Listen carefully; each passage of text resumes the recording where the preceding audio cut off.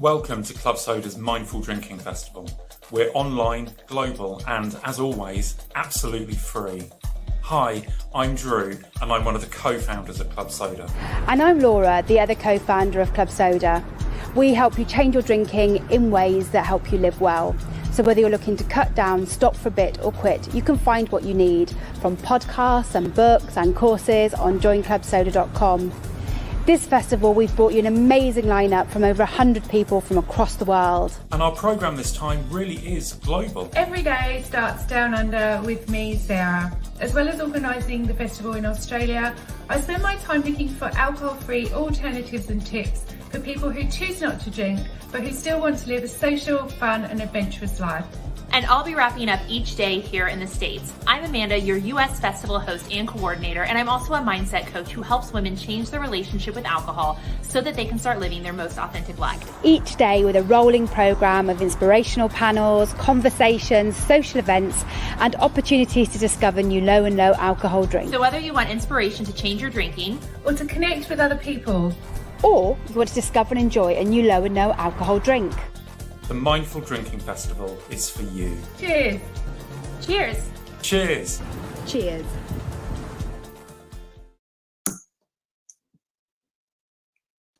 Hello, guys. Hey! Hey! Hi! Hi! I'm just going to introduce everybody. I'll start with myself very quickly. My name's Raakhee. I am head of partnerships at Triyoga. We have a number of yoga studios in London. I'm joined by the lovely Farrants, the founder of Movement for Modern Life, and Cooney. He is a Vedic meditation teacher, and you're in Glasgow. Is that right, Cam? Yeah, I'm in Glasgow. Where are you, Kat? I'm very close to you, Cam. I'm in the west coast of Scotland right now. I have disappeared off on my hollybobs. Oh, lovely. Lucky for you. I need a holiday. We are also going to be joined shortly by Stephen Marks, who's a yoga and sleep meditation teacher. This is like the story of the last 4 months. He's having technical problems, but I'm sure he'll be with us soon. But we are here. Welcome everybody for those of you that have dialed in. We are here to discuss whether yoga and meditation can help change your drinking habits. So we'll discuss that today. Just a bit of back. Kat, do you want to talk about what your journey's been with drinking and yoga and meditation? Sure. So basically, for many years, I was a corporate lawyer, bright sunlight, in the city.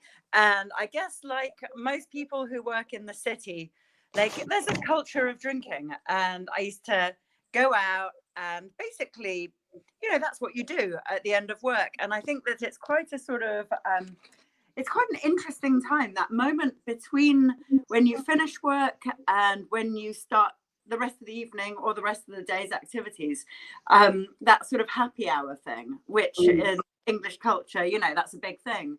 And in the city, it's a really, really big thing. It's something that, people do there. So I was very much, part of that and doing that. And what I found is that it meant that the rest of the evening could only go along one way.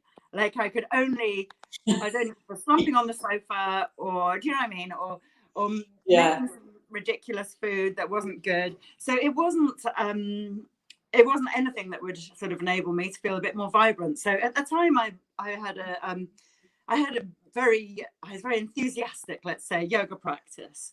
So I basically decided to transform that period of time with handstands. And I just decided that when I got home, I was going to do handstands. And it was a thing of, I think what it enabled me to do was to get out of my mind, that the things that you've been thinking of in the day, all the stresses, the worries, and into my body just very, very quickly. And I found that with that sort of crazy, just 10 minutes of bunny hop, handstands, at the wall practice, but with the mindful breathing, it became, the rest of my evening basically opened up, and I just, I was able to sort of live a bit more vibrantly. So that for me was the big thing. It was the happy hour transformation, which I think really that opened things up. Yeah. What about you, Cam? Yes, I'm 25 and I've been completely sober for over 3 years now. And I came across meditation about 6 years ago, going through rehab for a broken back. And at the time I was in a bit of a dark place, but meditation sort of really helped me sort of the light in my life. And it wasn't until about 3 years ago until I kind of really got into my and introduced twice a day meditation. And I've been teaching now for a year, but meditation really, really helped me stay sober. I tried many times before that, but kind of kept getting caught in kind of the, early 20s, life, going out every weekend and, weeknights as well. But it was about, in the we have married the idea that meditation is a stress buster, and it is a massive stress buster, and it is very beneficial. But in the East, where meditation derives from, it's about developing a state of consciousness. And in the Vedic view of psychology, there's different states of consciousness, and the fifth state of consciousness is called Chetna, and that cosmic consciousness, or as I like to call it, the integrated state of consciousness. And this integrated state of consciousness is a result of regular meditation. And in regular meditation, we're diving down into this kind of deep bliss and quietness that we all have. But by accessing it regularly, we begin to integrate this into our everyday life. And when that integrated into my everyday life, that is when my sobriety sort of became real and helped me change my relationship towards alcohol. Integrated state of consciousness comes about because I'm sure we all know somebody in our life, or even personally ourselves, someone who is looking externally for fulfillment. It's very common in people who are always saying things like, I'll be happy when I go on holiday, or I'll be happy when I get I get that new red car. But then they get the new red car, a new model comes out, so they're externally looking for that fulfillment. But when you dive deep down regularly into this kind of bliss and quietness that we all have, that fulfillment internally, that sense of fulfillment becomes your everyday life. So you stop looking externally for it, and that was how that sort of that big shift happened for me. And you see people, when this shift happens, they might not change completely their life. They might be doing exactly the same things, but this kind of air of desperation, aura of desperation, is kind of just lifted. And that's what happened to me, with meditation and sobriety. Yeah, amazing. Yeah. And I can see Stephen, you're here. Hello. Good morning, everyone. Sorry about that. Technology was doing its best to be difficult this morning. I haven't got a hangover. It was literally. I might look like I have, but I haven't. It just was a few gremlins. But anyway, yes. Hello, everyone. I said to Laura before we joined that you're probably asleep because you're a sleep and meditation teacher as well as a yoga teacher, right? Yes. No, I was up early. Well, it's great to have you with us, Stephen. We were just talking about our backgrounds very, very quickly, and the question that we're answering today is: can yoga and meditation actually help people, or has it helped us change our drinking habits? So I'd be interested to hear about your experience on that. Of course. So, I mean, I've got an interesting story. I had a previous former life as a city lawyer.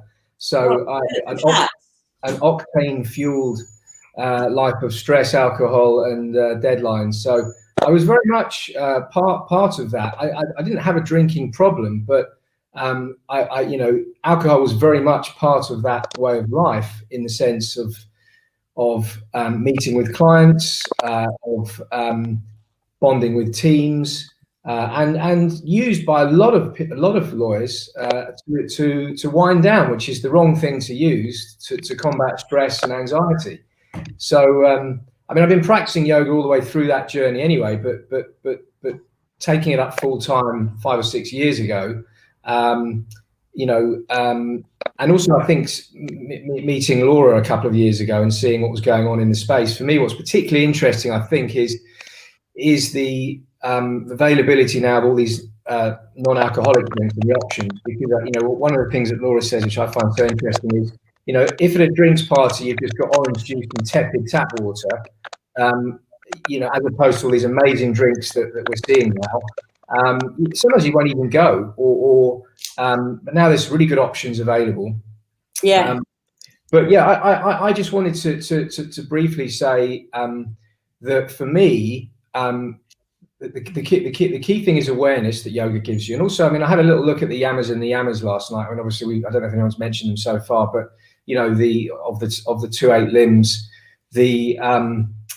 you know, the idea that how you treat other people, you know, and the non-violence ahimsa, and obviously brahmacharya, the sort of not excess, and then obviously how you treat yourself, the purity, the discipline. And so it really comes through, and I'm sure other people want to say lots about those, but I wanted to flag those on early on because I think they are particularly helpful in getting you to reflect on your life and your lifestyle and the things that work for you.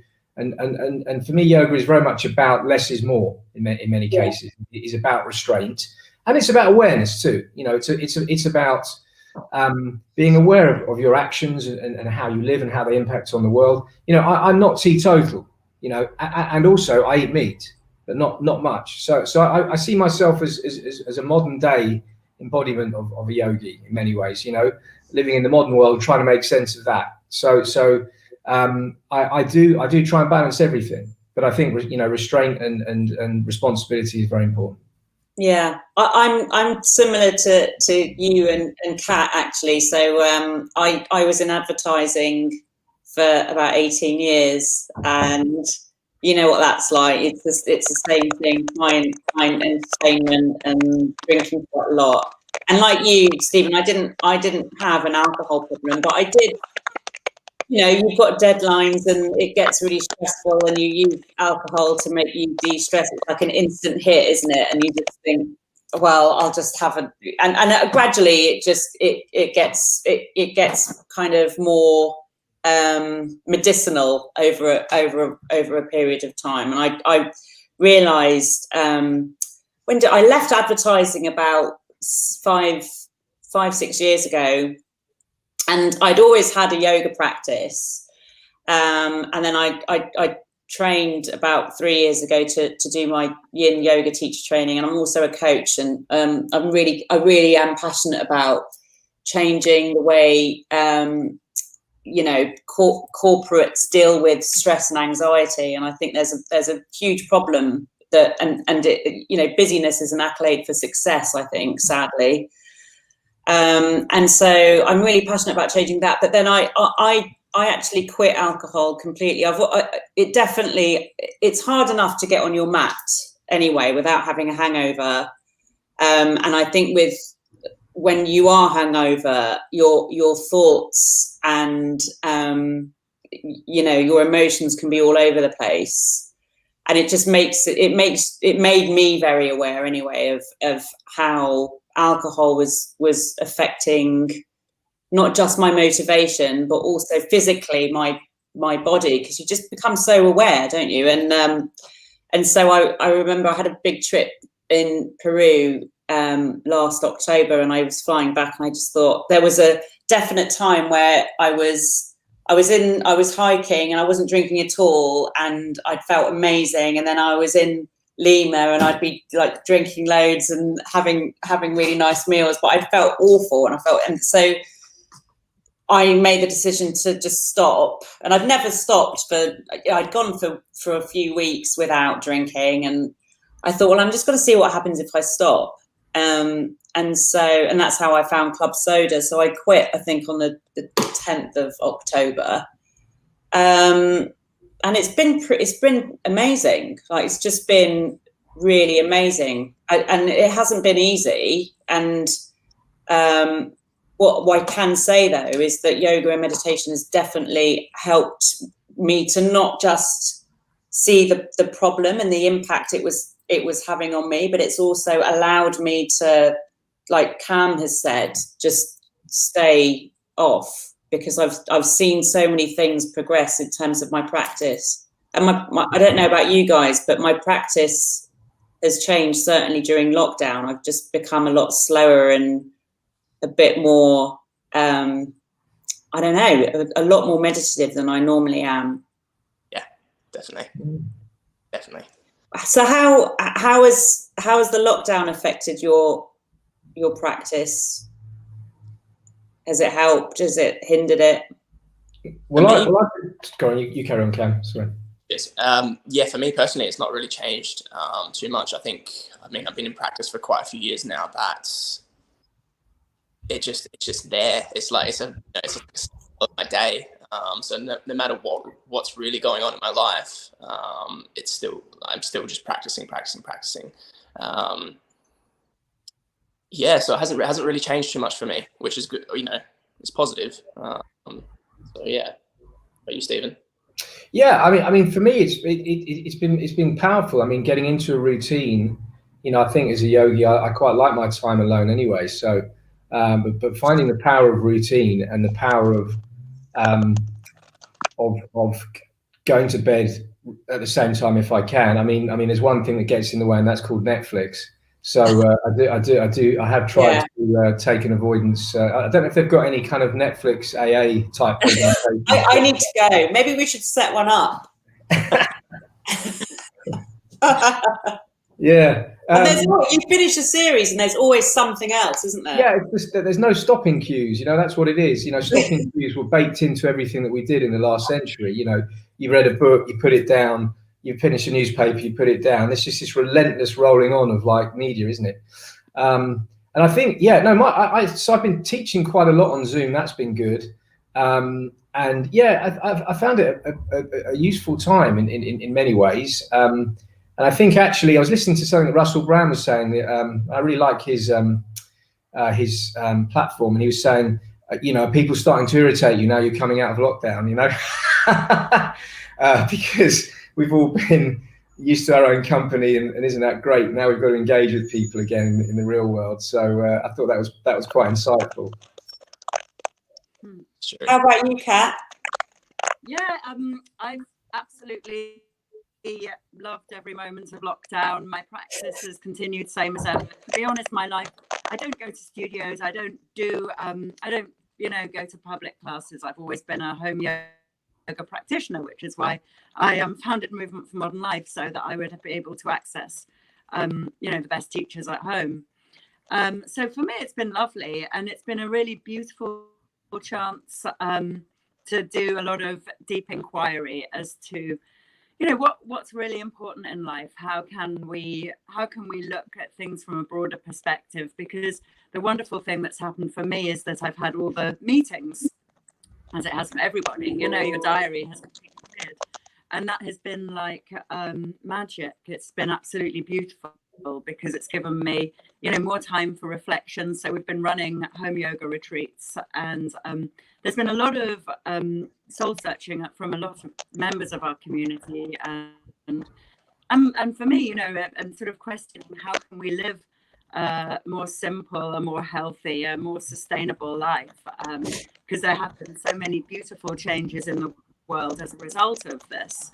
Obviously there's been a lot of anxiety, hardship, and the rest of it, but I think that there's certainly an awful lot of really wonderful stuff in the slowness of life. My vegetables have never looked better, and I'm working out how I can live more sustainably, how to cut down on plastic, how to cut down on, all the sort of trimmings of modern life, all the sort of bits of buying stuff, how to tune in better. For me, it's a magical time, and I intend to sort of stay in lockdown for as long as possible. Yeah, me too. I know about the rest of the world, but I'm still in lockdown. Yeah. So what advice would you guys give to somebody that's thinking about either stopping or cutting down, and how to introduce, if they're just starting out on their journey of yoga and meditation, how that could assist them in being more mindful with their drinking or stopping completely? Personally, so I think the first thing is you have to get real with yourself. You have to kind of lay it out what it is that you want to achieve. You know, there's no going, oh yeah, I want to stop drinking, or I want to change my relationship to drinking, and you don't really know what the end goal is. You need to have that end goal, and be clear about it, why it is you want to change. You know, that's what I always say to people that when they come to me and ask about it. Yeah, so that's personally. I think it's good to have that, that main goal, and have that in your sights. Yeah. So when you do fall off the practice, or you fall off the bandwagon a little bit, you can always come back to it, and you still know what the main goal is. So yeah. I think I would say to people, I mean, it seems to me in a lot of cases that people that are over drinking are doing it as an avoidance tactic. You know, there's something that they don't want to face, and that yoga and meditation are really helping you face problems that you have. And so the time on the mat, the time in meditation is really a time to accept and to learn and to befriend yourself. So I think it is a chance to slow down, and it's giving you an alternative. It's not always easy, even for those of us that have daily practices. You know, especially it's simple, but it's not easy, and it is offering something else. So I think that is a really important point to make. Yeah, and I think you're right. You're totally right, Stephen, because it isn't easy. I went through a period of time where I found it as my practice became a daily thing. It was really difficult, actually. And I think with alcohol, as we all know, it can be really numbing, and you tame the monkey mind, and it's an easy fix. But I guess the difficulty of yoga and meditation, whilst it has profound benefits, as we all know, is that you do face things, don't you? And then that's part of the practice, is acceptance and befriending yourself. And I had to face a lot of really shit stuff, and it's, and I guess that's the one thing that you almost have to go through in order to get to the other side. Yeah, definitely. Yeah, definitely. And I think for me, it's I'm always very keen, because everyone, I get a very common thing, which is I can't practice yoga at home because, I don't have the discipline. And that's the thing that people are like, unfortunately, it's like, I can't speak Italian, I don't have discipline. And it's like, for me, one thing to be aware of, I love the thought, Cam, of setting intentions. I love that thought of being very clear about what it is and why you are doing this practice to get you out of your head. And for me, it is that. It's really something to stop my mind from being, it annoys me if I let it kind of run on its own devices. If I'm drinking a lot, it gets even worse. It's a sort of state of unawareness to that. So that for me is important. And for me, it's about the discipline. Don't be afraid of discipline. Don't be afraid of having this is my practice. This is now what I'm choosing to do, even if it's just 10 minutes a day. Yeah. Exercising that muscle, I think, and getting a start on it, and making sure that it's just that 10 minutes a day of that something to escape the mundane, I think has really, it's a game changer. I mean, I've now practiced for 27 years, I was counting, and it just becomes part of life. But it's discipline, isn't it? You just need to blooming do it. And sometimes it doesn't feel great, and sometimes it's hard. And sometimes you do encounter, as you say, the shit within yourself. That's fine. And it's better than, giving that stuff to other people. And it's better than unraveling in moments of, drunken stupors and that sort of moment of numbing. I personally, I do drink, and I don't drink a lot because I find that it sort of gets in the way of life a bit. I think that, it's just a nice way to find yoga, is to get out of your head, to get into your body, and to get more real, I think, with the world. And alcohol is literally the opposite to that, isn't it? It's an escape. It is. It is. Okay. I think that's really interesting, Kat, what you say about, the discipline. I think it's so important, and even 10 minutes a day. I mean, I have a meditation practice of 10 minutes every morning, and I do other things like journaling, yoga, breathing, other things. And one of the courses I teach about resiliency is about having a daily practice of different things. And in many ways, it's not even about the practice. It's about the subliminal subconscious message you're sending yourself of self-care. I'm committed to my own health, my own sanity, my own progression. And that tells me, that I think is as important as the practice itself. That commitment to yourself, which and as you rightly say, just pouring it away or pouring yourself into a bottle, is just giving your power away completely. Yeah.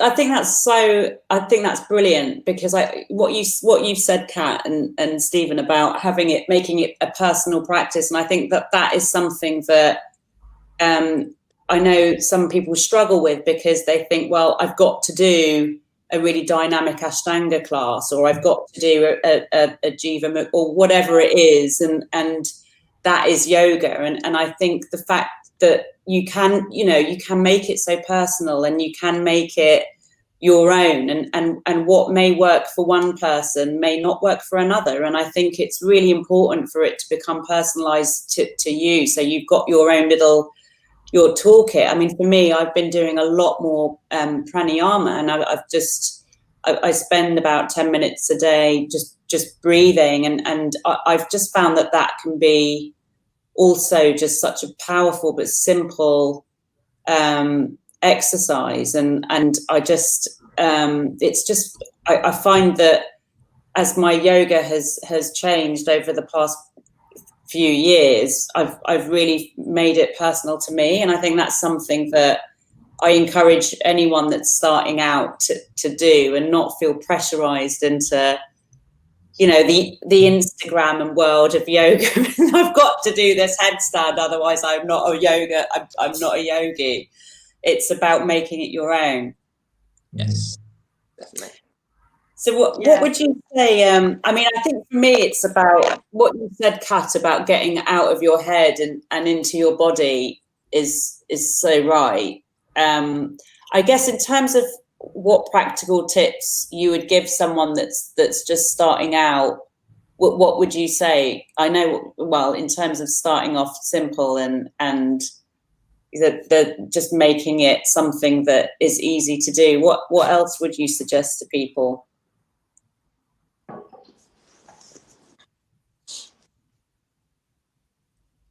Yeah. I'd say don't be afraid of just doing whatever you're doing, but starting right now. Not getting a fancy, you don't need to get a fancy outfit. You don't even need a mat. You don't need any equipment. You don't need any, you don't need a special body. You don't even need to have any mobility at all. You just need to start with right now, I think, is the thing, because we like to put things off as humans. We're great procrastinators, and it's wonderful to know that, literally now is the gateway to forever. It's very empowering for me to remember that. So don't wait for perfect. Don't wait for like your ideal home practice space. Don't wait until you sort of win the lottery and you can afford to go to, fancy places, classes. Just do what you can right now and start to do that really short, that 10 minutes practice, and know that it's okay as well. I think it's important to know that it's okay to fuck up. You know, we're going to fail, and that's okay. Like, you know what, you're going to have a day where you don't practice, you're going to fall off the bandwagon, and don't beat yourself up and do that sort of human guilting thing. Oh, now I can't do it. I knew that I'd never be able to. It's like, that's cool, you've messed up, everyone does, now get back on it. So yeah, it's that kind of combination of being kind to yourself, I think, as well, and being a little bit disciplined, and being a little bit like, you're not perfect, and that is absolutely perfect. Like, we are who we are. Don't wait. Yeah, I think the same when we jump on Google, go to Google search and put in meditation and look at the images. Every single image just be is that full lotus position. I was like, that image, just get it out of your head. Don't even just get it so far away from your head. It's not anything like that, you know. And it's probably the same for yoga. I think yoga, the hashtag on Instagram, has something like 89 million tags. And people, like, you know, if they want to come learn a meditation or yoga, they, you know, the first thing they see is through social media or a Google search. And if those images are like that, and they're not, you know, I'm a meditation teacher, and for me to sit in a lotus position, fuck, you know, it's so I say, get that image out of your head and just start it in your own way, you know, and make that journey yourself. Don't stop looking at social media and thinking, oh, I've got to be that, I've got to do this, and I've got to be, you know, I've got to be that perfect image, you know. Just get it out of your head. Yeah, I agree with that. And I think one of the sad things is there's almost a bit of a pressure on people to do their own wellness activities. You know, we don't put more pressure on people, and that has to kind of somehow be taken into account. And I think social media does have a lot to answer for. I really do. You know, and I hope we start moving away from some of that. I really do. You know, 10 years ago I didn't need it. It's sort of has a lot to blame. I think the other thing is trying to make things fun as well a bit. I think there is a, you know, the seriousness is on the one hand we need to be a little bit regimented about doing it, but not taking it so seriously. And try. I mean, I try and crack a few jokes in my yoga classes. There aren't many jokes in yoga, to be honest, but I like the one about Viagrasana, you know, that pose. But there's not many jokes. But I think it is actually about lightening it up a bit sometimes. Even the meditation, you know, you come to the end of it and you think, blimey, what happened? Nothing happened. You know, that's quite funny. You know, or just a lightness sometimes in it. You know, because it can get awfully serious, can't it? You know, and awfully like, you know, awfully profound, and it doesn't need to. It needs to be a bit lighter sometimes, I think. Yes, definitely. So we talked a little bit about the philosophy and the yamas and niyamas, Stephen, when you joined, and we just touched upon it. But I guess, what do you think it is about the practice of yoga and the practice of meditation that can really help people? What do you think is happening in our minds and in our bodies to help facilitate people to become a bit more mindful when it comes to their drinking? If we were to explain it to someone as to why, what would we say? Well, I would go back to those two limbs of yoga, and I would say, you know, that the ancient yogis were you know, debated this at some length, and they came out with these precepts, these codes, which actually make a lot of sense. And the more you go into them, the more interesting they are. You know, this idea of ahimsa, non-violence. It's not just about not being violent. It's about, you know, not speaking back. You know, moderating your language sometimes, and you know, the idea of and you know, non-theft is not taking people's time, and you know, and being mindful about how you treat other people. So I think even those simple philosophical doctrines can be really helpful.